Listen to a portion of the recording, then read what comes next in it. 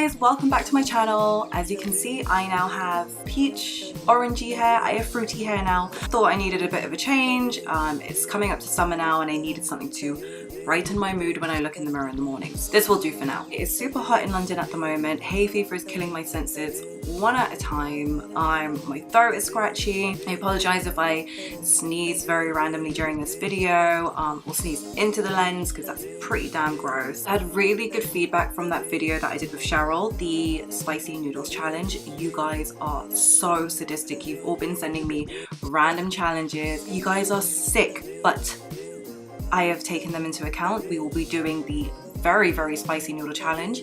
And if you're watching, Cheryl, and you didn't know that, surprise, you're gonna be in another video. Yeah, I can't believe it's halfway into the year already as well. It's already June and I don't even know what happened to the past few months. Like, it's been a really, really good year for music. There's just been an influx of really great stuff and loads of comebacks as well this year, but I just really cannot believe we're already halfway into the year. I'm not really complaining, to be honest, because it gives me stuff to feed you guys with, material to keep these videos going. So very happy with the music scene at the moment. Yeah, after that spicy noodles challenge, I felt brave. I thought I was someone else. I thought I could handle a lot of crazy food, but clearly I cannot, because my friend Drew ordered a munch pack, which is basically a subscription of worldwide treats. So there were things in there like from like Turkey and Taiwan and Ireland and some British stuff in there as well, which is confusing. But there was also this packet of sweets called sour pickles from Texas, and we thought we would try them. The worst mistake of my life. No.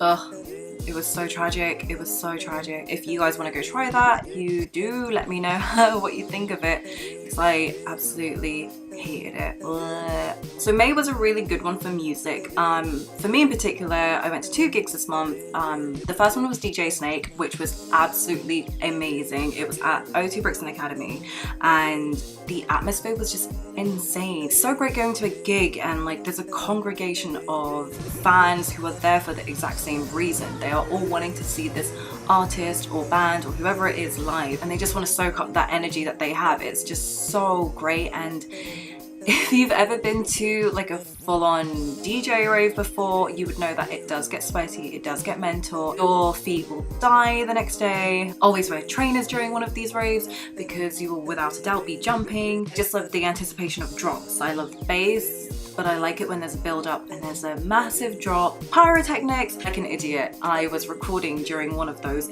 little anticipating moments, just so I could record the drop as well. And once it hit the drop, I think someone smacked my phone and it just flew into this massive, massive crowd.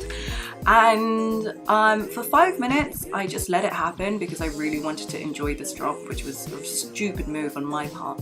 But luckily for me, some guy, a few people behind, found my phone, saw me panicking, gave me back my phone. There are good people in the world. Absolutely mental. DJ Snake is crazy. He's just so crazy. He was so good putting on a set. And to be honest, I didn't really know what to expect because I don't go to those kind of gigs often. Basically just a DJ and his decks. I don't really indulge in that because I really do like live music and live performances, but it was amazing. It was really, really good. Take my word for it. And then the second gig was They, who actually I was raving about in my first ever vlog. And yeah, I finally went to their gig at KWAYE and god damn, they are amazing. They are actually amazing. I use the word a lot, but they are amazing. KWAYE is a very intimate venue. It has different floors, but when you go into the basement, it can seem like it's very rammed and just fully packed out. Like, I've been there on nights out and it's just so impossible to just breathe. You always need fresh air. At They, it wasn't actually that bad. And to be honest, that would seem like a bad thing because it wasn't packed out, but it really worked in our favor basically. They just did so well performing live, and they really interacted with the crowd. When they came on stage, they actually came through the crowd. I didn't realize who it was. I thought it was just two guys pushing through, but it was them. Their set was very artistic as well. They had hoods up, and I remember there was a lot of emphasis on lighting. They're still quite low key. They haven't blown up yet, but I know they will. I really didn't know what to expect from this gig, and they just completely exceeded all my expectations. They're a hip-hop duo, but they did mention in some of their previous interviews that they have like this grunge infusion as well, so they were inspired by grunge. They did a cover of Polly by Nirvana, and they kind of did a medley with another song that they did, which is on SoundCloud. Oh my god, it was something that you don't really expect from a hip-hop gig. And they also did a nice cover of Nice and Slow by Usher. When you hear those two in the same sentence, you're thinking, how does one pull off Nirvana and an R&B slow jam like straight after each other? And Drew, the lead singer, oh my good god, his voice is just phenomenal live. I really think on the album they didn't really materialize that much. Once you hear him live, you're kind of like in awe. You're just like, how is he doing this? It was so good. Like DJ Snake, maybe not to the extent of DJ Snake's gig, but I did sweat a lot. There was a lot of dancing, there was a lot of jumping. I fangirled very hard, especially when they played all the tracks that I really loved, which was all of them. I really hope that they keep this up. I really hope they continue to bring out new stuff, because I am hooked. Right, I've had a few favorites from May in terms of songs and albums that I've come across. One song that I'm really liking is Do More Destiny by Blondie, and it's from their new album Pollinator, which is just a really great new wave album. It really reminds me of their early stuff, so when they first came out in the late 70s. Like, they've really stayed true to their new wave sound, and the combination of synths and just fun pop rock just shines throughout the whole album, and I am so happy. When you have a trademark sound, you probably do want to mix it up when you come out with new stuff, I don't know, a few years later, or in their case quite a while later. They really stay true to their roots, and I'm loving that, and I completely respect it, because I really dig this album. Yeah, Do More Destiny is definitely my favorite track. It just has a surfer rock vibe, and it makes me want to go to the beach. It makes me want to go surfing.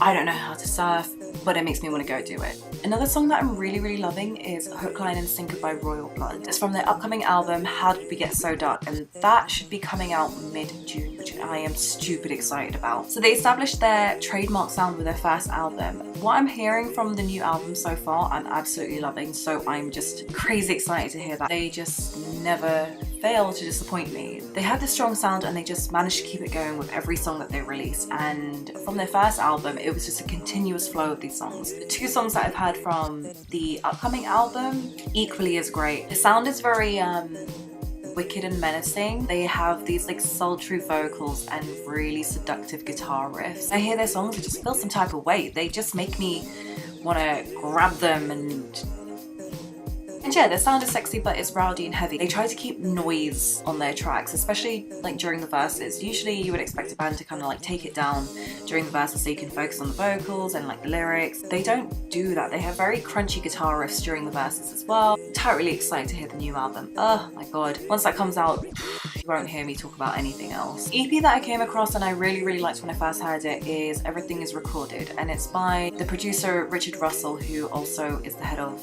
XL Recording. The EP is a set of tracks of collaboration, really great artists like Sampha and Giggs, and it has a very British raw sound. It took a while for me to kind of understand the style of the EP. Obviously, if I've just mentioned Sampha and Giggs, obviously the style's not going to be very consistent. I really love a Giggs track on it as well. I think it's called, I want to say Early This Morning. My bad. Yeah, I feel like the production of that track really works well with Giggs' vocal style. If you know Giggs, you know that his voice is just so ridiculously low, so bassy, very grumbly as well. I don't know if that's a word, grumbly? I don't know. One guy who I am so excited for his new album to come out. Yeah, one guy I'm so excited to hear his new album when it comes out is Marley Music. I am so addicted to every song that he releases. One song that I'm really loving at the moment is called My Life. Marley Music is an American artist who has a very great R&B sound. Like, his voice is just so smooth. It's just really powerful, and it's definitely a voice that can be very empathetic with. You just really can feel how he's feeling when he's singing, and I just absolutely love him for that. So this song My Life is a very good example of that. It's just a really great reflective song, but it has a great hip-hop beat behind it. I'm craving his new stuff and that's what you want to hear from an artist. Does this make a difference?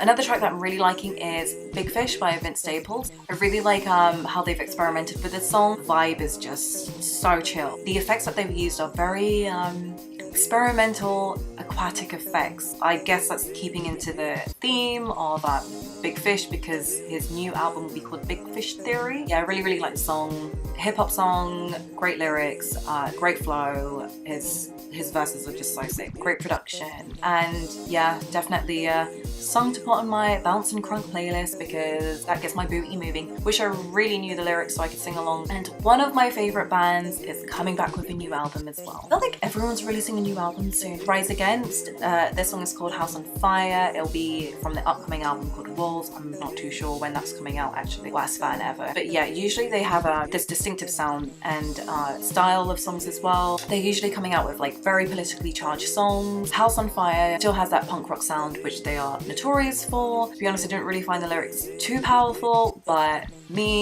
I really love that it still Rise Against musically. I'm really excited for this new album. I'm kind of scared they're going to do a Linkin Park on me and just come out with crap.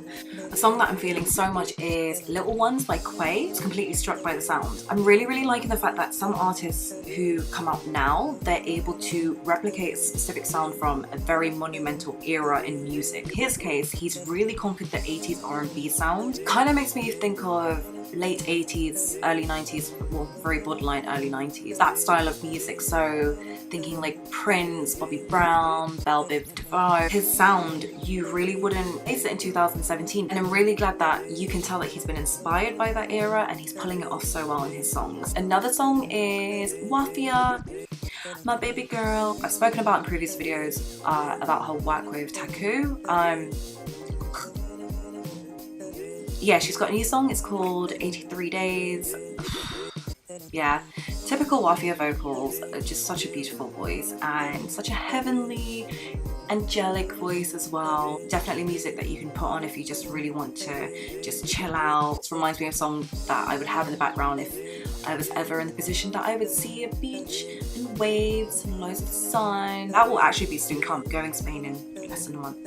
I will put this on when I am laying by the pool and just chilling. It's definitely holiday and relaxing kind of music. The lyrics are very lovesick. It's obviously a tale about a girl who's heartbroken, yearning for someone. Probably the worst song to listen to if you are going through a breakup or really missing someone. Or maybe the best, I don't know, depends. Wafia, I'm in love with your voice. Come sing for me. I think there were a lot more songs that I could have thought of, but it's one of those things where you listen to loads of songs and then you discover new songs, but then you realize actually this came out like a year ago. I really wanted to keep this restricted to May 2017 because I want to do videos like this in the future of just like favorites, all music and like from all angles. If you're digging it, please click the like button. Please subscribe if you are new to my channel, and if you are new, welcome to my home, welcome to my little bubble of music, and feel free to check out my other videos. If you are not new to my channel, thank you for coming back. You guys rock. I'm trying to do loads of research for my next video, which will be about DJs and remixes. So if you guys have any suggestions of stuff to check out, DJs, remixes that you just absolutely love, feel free to message me on any of my handles, so either on Instagram or either on Twitter. Feel free to leave a comment below, tell me what your main favorites are, and I will see you in the next one. Bye! Ow! Ow!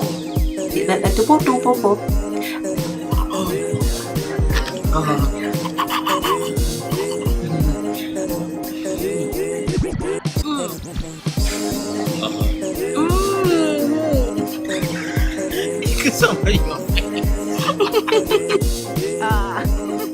That was disgusting.